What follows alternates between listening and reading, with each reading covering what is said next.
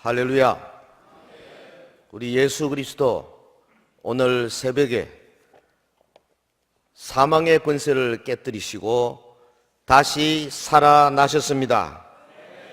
이날은 주님께서 십자가 고난의 좁고 긴 터널을 빠져나와서 마침내 감격스러운 햇살을 맞이하신 승리의 날입니다. 그래서 온 교회가 이를 축하하고 하나님께 영광을 돌리며 특별히 각 지역마다 교회들이 연합으로 모여서 부활을 축하하는 이 아름다운 자리, 아마 대구에도 오늘 오후에 모이는 줄 알고 있습니다. 부족한 사람도 저 울산 지역에서 초청을 받아서 이제 거기에 오늘 오후에 가야 합니다. 해서 오늘은 제가 설교 마치고 바로 축도하기 전에 먼저 좀 자리를 비는 걸 용서해 주시기를 바랍니다. 좋은 일입니다. 온 교회가 주님의 부활을 축하하고 노래하고 예배하는 것보다 더 귀한 일이 없어요. 예수님의 부활은 인류 역사 이래로 최대의 사건입니다. 인류의 영원한 소망이 된 부활, 이 부활을 믿는 신앙이 2000년 기독교 역사를 이끌어온 겁니다. 여러분, 목숨을 걸어야 하는 박해와 환난 속에서도 성도들은 부활 신앙 하나로 모든 것을 참고 견뎌낸 것이요.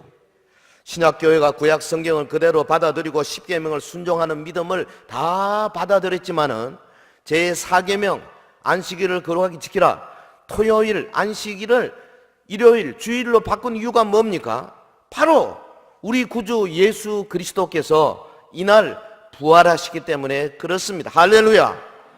부활신앙은 다른 어떤 종교에서도 찾아볼 수 없는 오직 기독교의 핵심 사상이에요. 부활은 인간의 이성으로나 과학으로나 입증하고 하거나 추론할 수 없는 신비의 영역이면서도 2000년 전에 실제로 일어났던 역사적 사실, 히스토리컬 팩트란 말이죠. 부활이 없었으면 기독교도 없습니다. 부활이 없으면 믿음도 없습니다. 미래도 없습니다. 소망도 없습니다. 예수님의 부활은 그래서 초대교회 성도들에게는 엄청난 소망이 되었어요. 해서 저들은 이 부활 신앙을 가지고 그 험악한 세상을 향해서 나가서 마침내 온 세상을 점령하는 놀라운 쾌거를 이루었던 겁니다. 여러분, 당시에 유대인들이 유대교의 율법으로 살려고 했지 않습니까?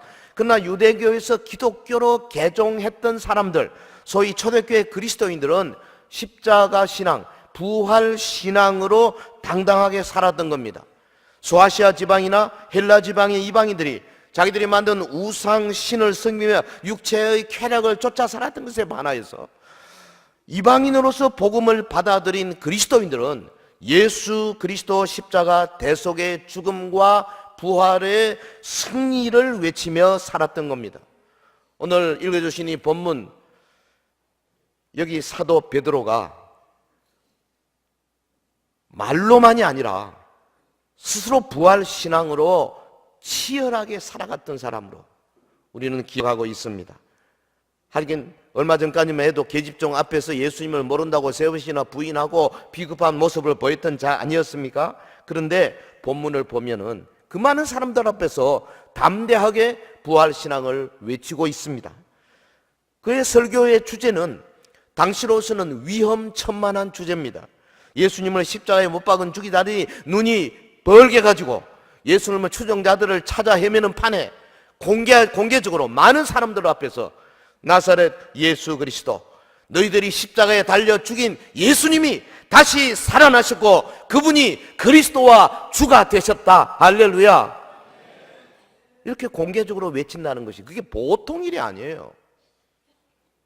여기 무슨 깊은 신학적인 논리, 무슨 이론적인 그런 무슨 아주 어려운 철학적인 그런 사상 필요 없어요. 주님 살아나셨다. 우리가 봤다. 나는 그 믿음으로 산다.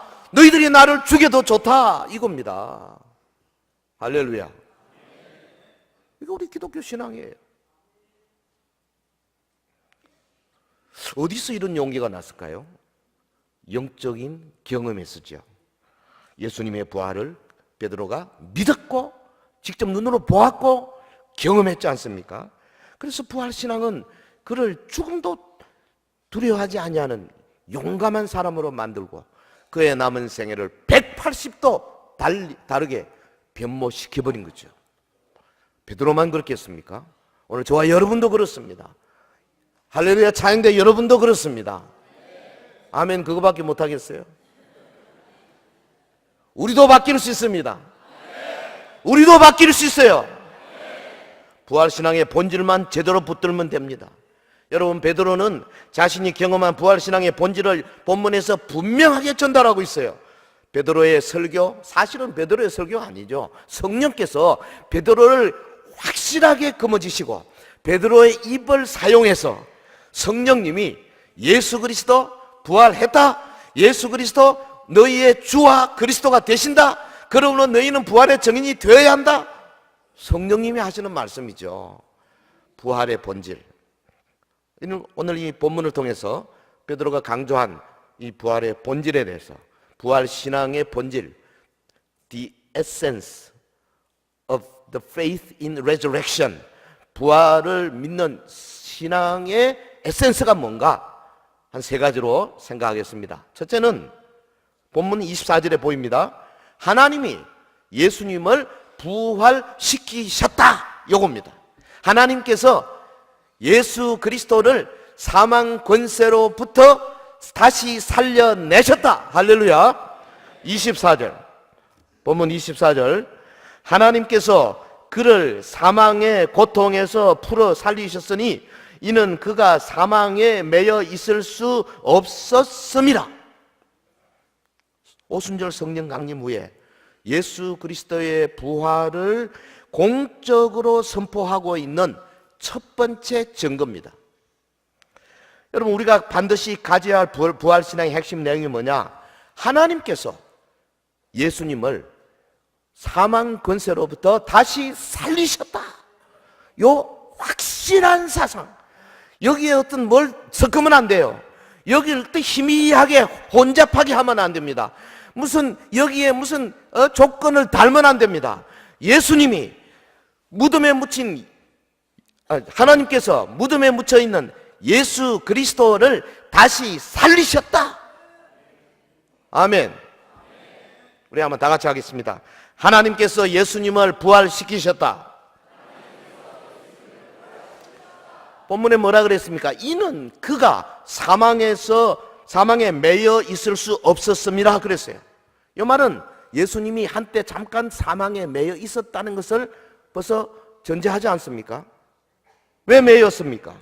우리 때문이죠. 저와 여러분 때문이죠. 왜냐하면 우리가 죄와 사망에 매여 있었기 때문에 예수님이 대신 매이셔서 우리를 풀어내시기 위하여 먼저 매이신 거죠. 그런데 뭐라 그랬습니까? 하나님께서 사망의 고통을 풀어 살리셨다 그랬습니다. 왜냐하면 그분은 죄가 없으신 분이시고 따라서 사망이 그분을 주장할 수 있는 근거가 없기 때문에 그렇다는 거죠. 사망의 지배를 뛰어넘어 존재하는 분이 예수님이세요. 여러분, 이 말 속에는 사망에 매이는 우리도 예수님의 옷자락을 거머쥐고 주님만 따라가면 사망의 그물을 깨고 다시 살아난다, 그 말이죠. 할렐루야. 주님 죄가 없으세요. 첫사람 아담이 범죄해서 모든 인류가 죽을 수밖에 없는 운명이 되었지만은 예수님만은 죽음의 법칙에 굴복될 수 없는 분이셨어요. 죄가 없으세요. 그래서 죽음이 그를 예속할 수 없는 겁니다.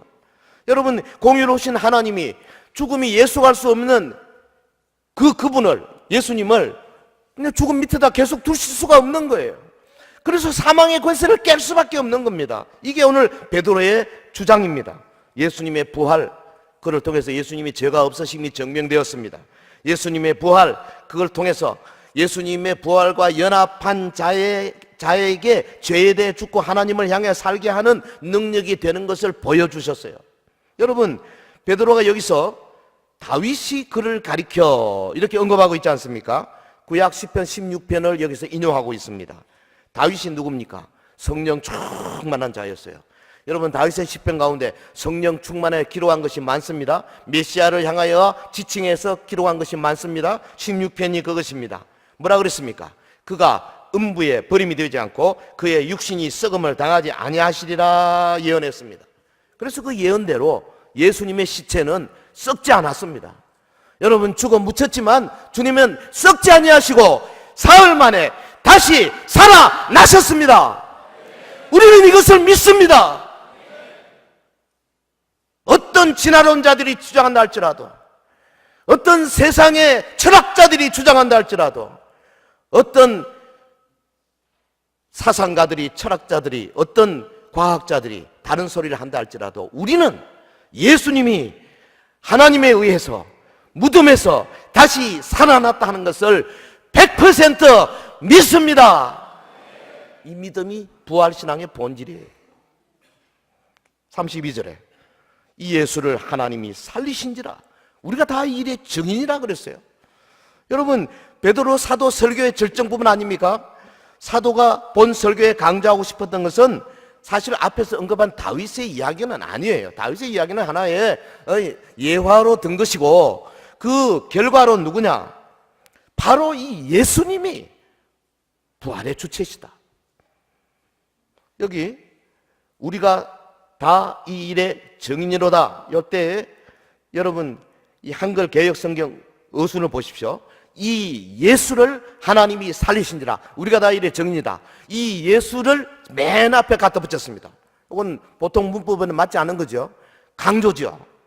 다윗이 메시아의 부활을 예언한 것도 중요하지만은 그러나 가장 중요한 것은 뭐냐?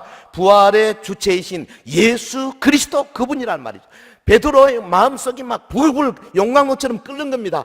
이 예수를 하나님이 살리셨다. 저는 전국을 많이 다녀봤지만 주님의 부활에 대해서 이렇게 노골적으로 확실하게 온 힘을 다하여 외치는 사람을 아직 본 적이 없습니다.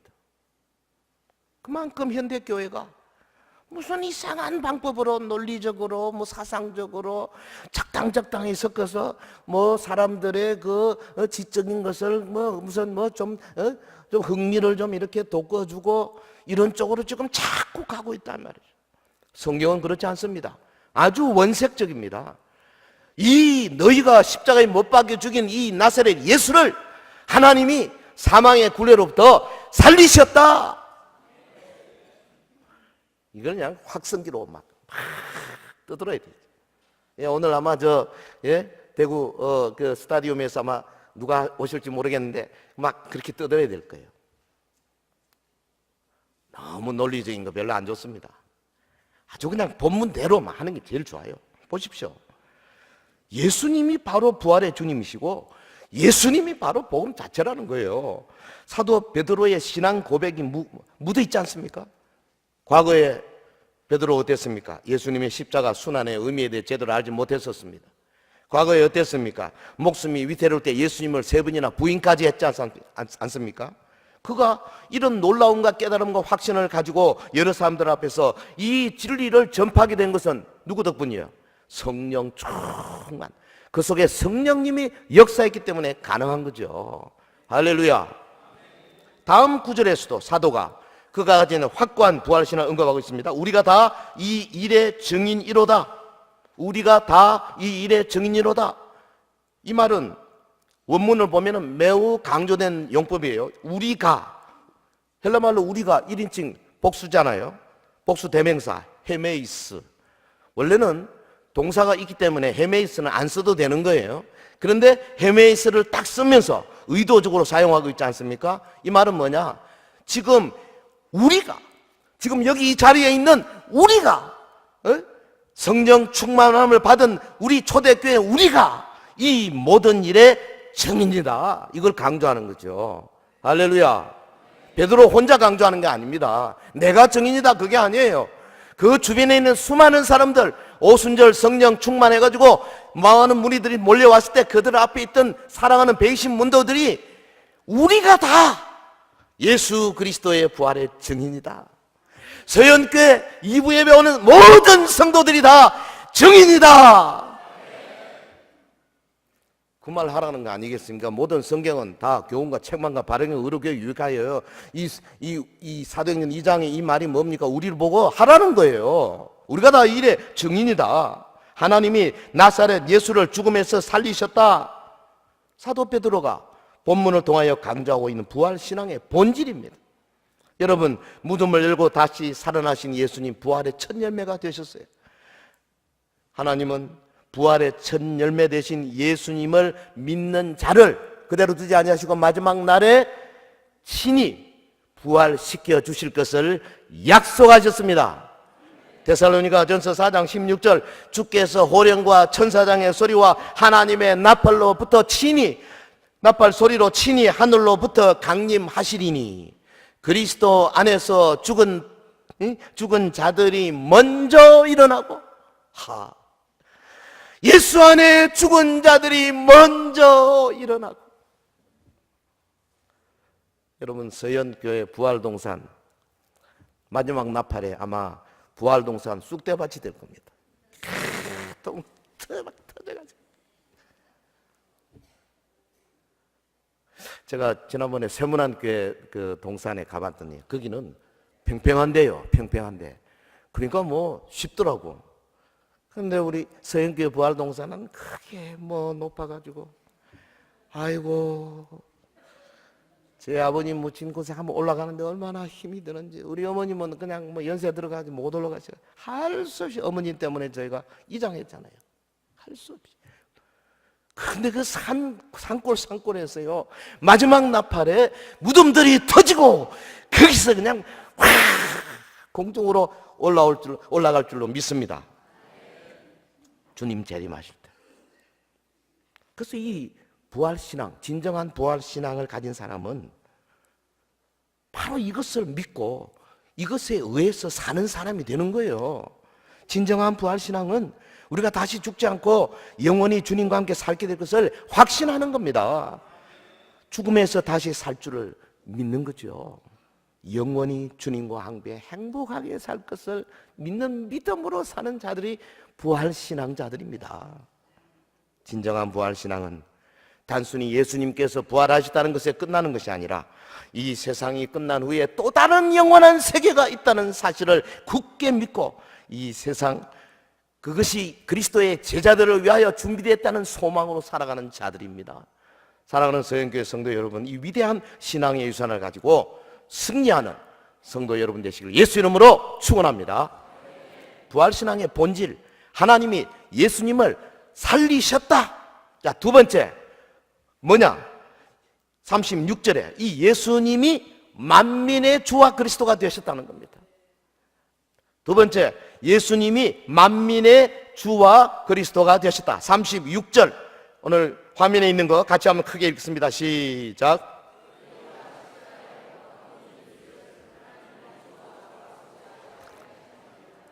한 번 더 하겠습니다. 시작.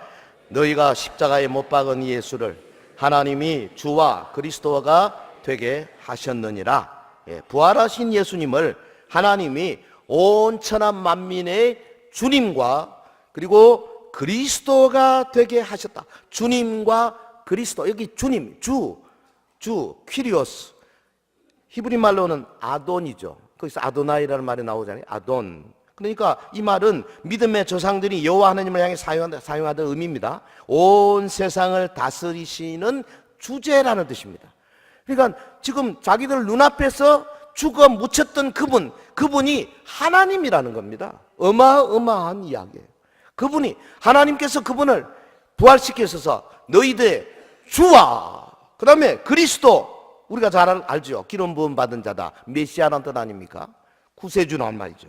이로보건대 본절은 유대인들은 예수님을 신성 모독죄를 덮으시어 죽였지만은 하나님께서는 반대로 예수님을 다시 살리시고 승천하게 하셔서 하나님 보좌 우편에 앉게 하심으로 말미암아 예수님이 바로 본질적으로 하나님이시고 바로 예수님이 이스라엘에 대망하던 그 메시아이심을 여기 실증하셨다 하는 의미예요. 매우 담대한 선포입니다. 여러분, 왜냐하면 당시에 이 주, the Lord, 이 말은 오직 로마 황제 한 사람 외에는 쓸 수 없는 말이에요.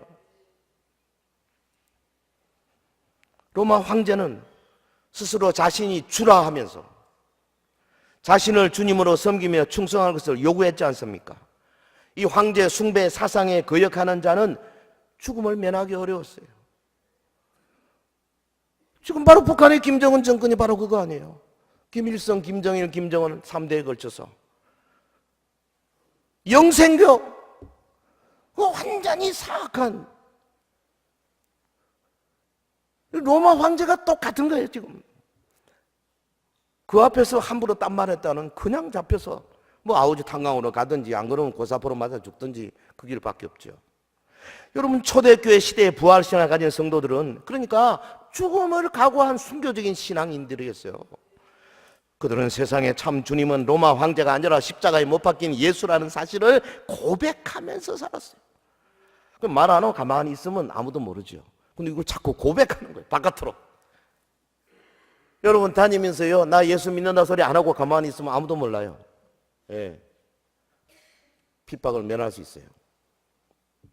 저도 옛날에 직장 생활할 때 제 옆에 앉은 사람이 그 3년씩이나 같이 앉아 바로 옆에 있었는데 나는 그 교회 다니지 몰랐어요. 그 집사인지도 몰랐어요. 제가 신학교 간다고 사표를 던지니까 그때 가서 박 과장, 나도 교회 어디다? 영 무슨 교회? 서울에 큰 교회. 나도 집사예요 그러더라고. 에이, 내가 그 속에서 얼마나 불이 나는지. 네가 집사냐? 집사에다 점 하나 찍는 사.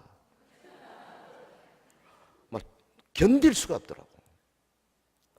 여러분, 말 안 하고 있으면요 핍박이 없어요. 근데 초대교회 성도를 뭐라고 했습니까?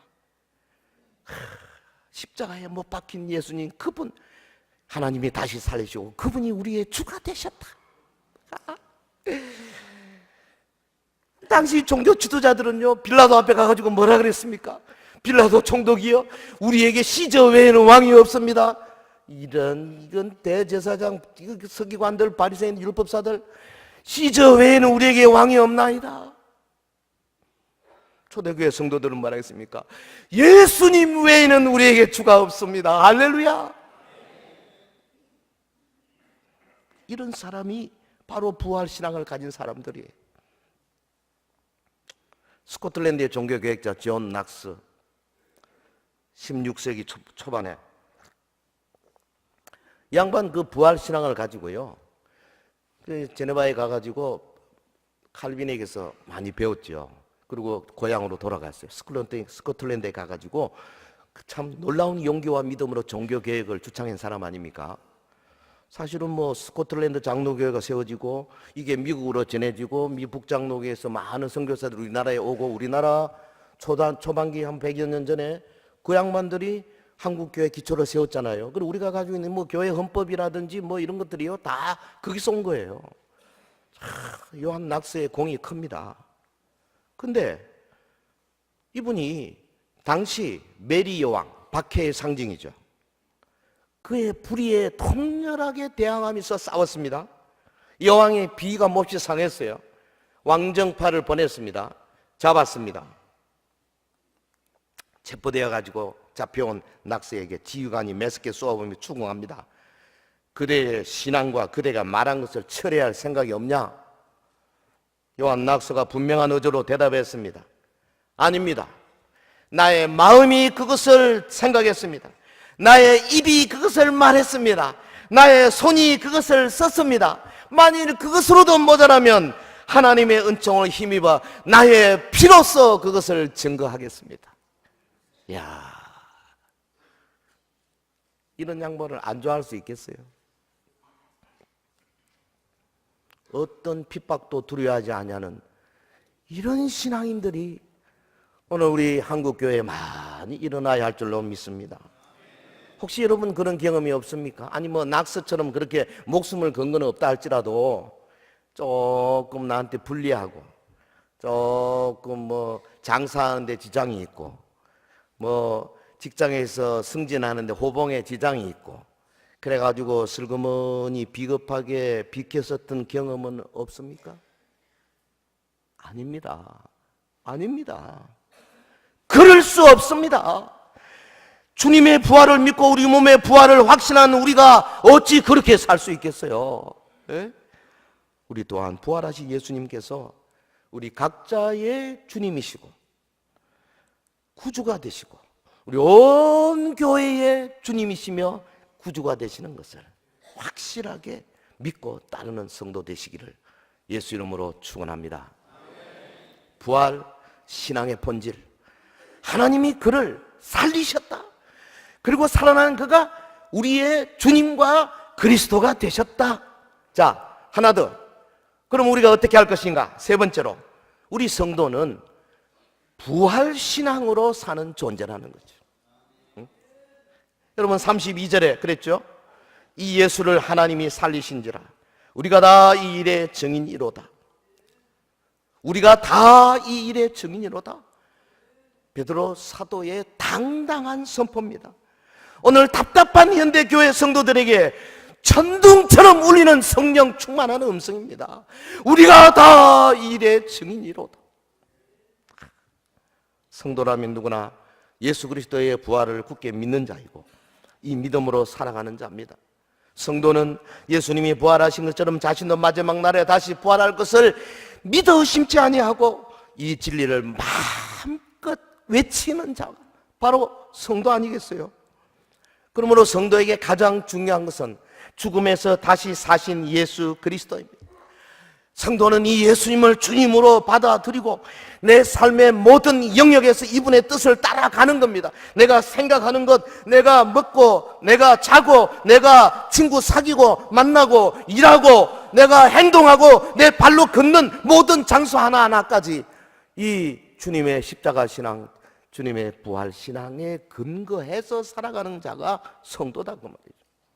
여러분, 이런 사람은 죽음을 두려워하지 않습니다. 주님을 위하여 피 흘릴 것을 각오하는 데에 주저하지 않습니다. 왜냐하면 그가 다시 살아난 것을 믿기 때문입니다.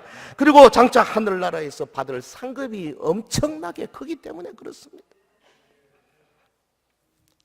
여러분, 뭐로 살고 계세요? 무엇으로 여러분 살고 계십니까?